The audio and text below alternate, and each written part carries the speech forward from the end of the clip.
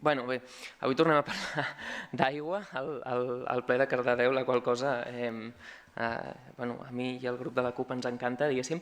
Però bueno, i val a dir-ho, ho fem com posant molt de valor i amb molt d'orgull, podent recordar la passa valenta, aquesta sí, que va fer aquest Ajuntament ara ja fa uns mesos de forma unànime, a més, i amb l'acompanyament i la tossudesa constructiva de la ciutadania organitzada del poble, de tornar a gestionar de forma pública un servei tan essencial com és el d'abastament d'aigua. Llavors, per tant, deixeu-me també que comenci amb la reivindicació d'una victòria popular, que no és de ningú i que alhora és de tothom, i és que l'aigua de Cardedeu torna a ser de gestió pública.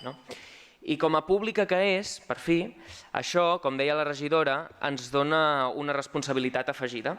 Ens la dona a tots els que seiem en aquestes cadires i que som regidors, però també ens la dona al conjunt de veïns i de veïnes del municipi, com a corresponsables i copropietaris d'aquest servei. Dit això, avui precisament com a CUP ens toca exercir aquesta part de responsabilitat. El que es porta avui a ple és l'aprovació d'unes noves tarifes, com bé s'ha explicat, pel nou servei d'aigua. Les primeres, com també s'ha explicat, des de fa molts anys, en concret des de fa 10 anys. I en aquests 10 anys han passat moltíssimes coses a Cardedeu i al país. Van votar en un referèndum d'autodeterminació en contra de l'Estat en aquest mateix lloc, ens van empresonar els líders polítics i socials del procés, vam viure una pandèmia global, en vam sortir, s'han iniciat massa guerres, se n'han acabat massa poques i a Cardedeu la sociovergència ha tornat a accedir al govern municipal. Han passat moltíssimes coses en aquests 10 anys. Però una de les coses que no ha passat en aquests 10 anys és l'actualització, la millora, la reparació de la xarxa de subministrament d'aigua al poble, com bé s'ha explicat. I això no ha passat per cap dels motius que deia anteriorment, sinó que no ha passat per una cosa ben simple, perquè l'empresa que gestionava l'aigua de Cardedeu no li va donar la gana de fer-ho. Per què no li va donar la gana de fer-ho? Doncs perquè això no li retribuïa amb beneficis per les seves butxaques i perquè el bé comú dels veïns i de les veïnes de Cardedeu li importava un rave. Davant d'això, Cardedeu, com ja s'ha explicat i com ja és conegut per tothom, es troba amb una xarxa feble, amb una xarxa que és molt poc fiable, amb una xarxa que requereix d'atenció, amb una xarxa que requereix d'inversió, que requereix de millores i que requereix d'actualitzacions. I això és un repte molt important. I davant d'això, des del govern municipal s'ha treballat amb una proposta tarifària que atengués a la creació d'un fons de reposició i d'inversions, com bé se'ns ha explicat, per tal de finançar totes aquestes millores que, com dèiem, són necessàries. I en això, com bé sap la regidora, bé sap el conjunt del govern i com també bé sap l'òrgan de governança de l'aigua, en tot moment des de la CUP ens hi hem mostrat sempre favorables. Ara bé, tenim una divergència força important en relació de la gestió d'aquest fons de reposició. Creiem que, donada la situació, el que caldria és que aquest fons de reposició no només es carregués a l'usuari, al consumidor, sinó que l'Ajuntament fes una aposta ferma per invertir en base al seu pressupost municipal amb aquestes inversions. En definitiva, que l'Ajuntament contribuís de manera important a fer aquestes inversions, prioritzant-les, si cal, per davant d'altres inversions, en comptes de fer que siguin únicament els usuaris, a través d'aquest augment de la tarifa, qui costegin aquestes inversions.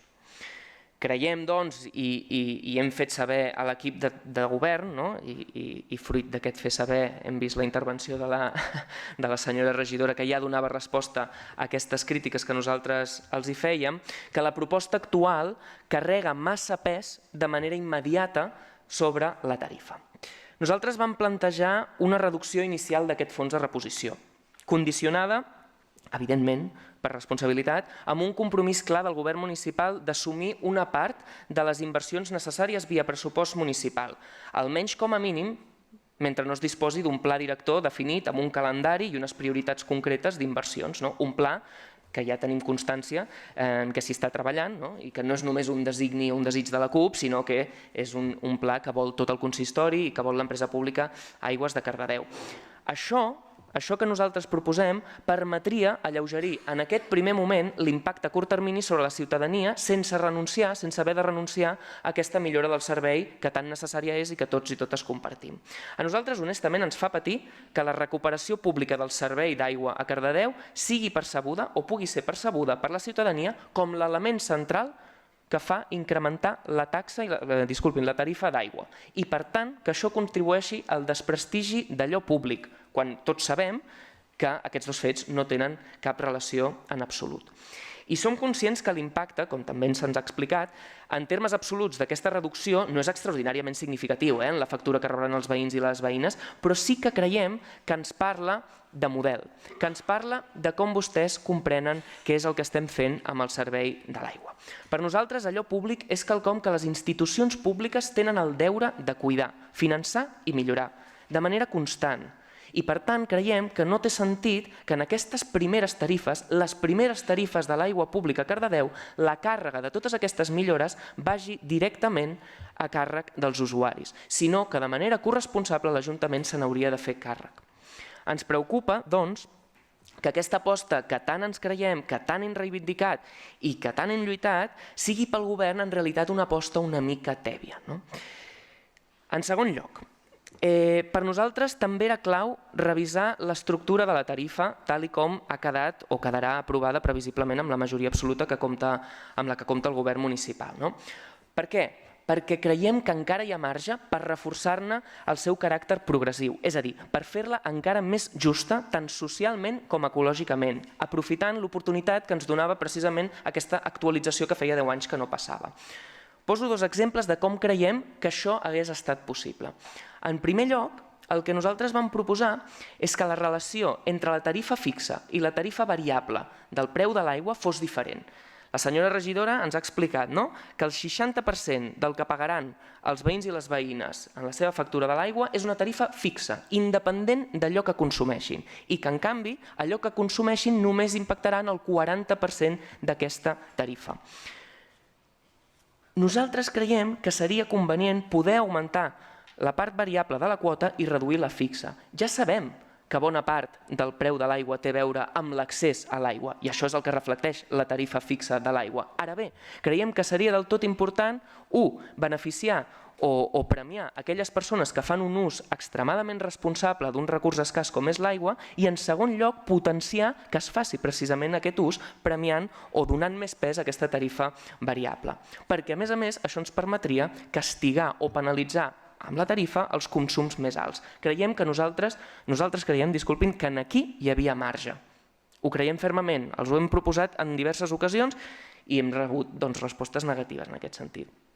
En segon lloc, malgrat que agraïm l'esforç que s'ha fet per incrementar el nombre de trams de consum i que, per tant, la tarifa variable sigui el màxim acurada possible, la qual cosa ens sembla absolutament encertat, vam proposar que es fes una rebaixa dels primers trams, en concret del primer i del segon tram, i que, per contra, s'apugés encara més els trams de consum més elevats. Dit d'una altra manera, compartint aquest objectiu que es plantejava aquí, creiem que hi havia marge per exprimir-ho, és a dir, creiem que hi havia marge per fer que les persones que menys gastessin, menys paguessin, i que les persones que més gastessin encara paguessin una mica més. Això hagués fet aquesta tarifa encara més redistributiva i encara més socialment justa.